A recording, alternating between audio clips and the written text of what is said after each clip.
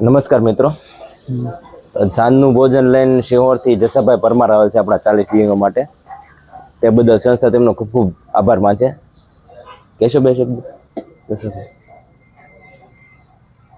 જસાભાઈ પરમાર, આજ મારા પપ્પાની તિથિ હતી એટલા માટે આ ઓળો રોટલો દીધો છે.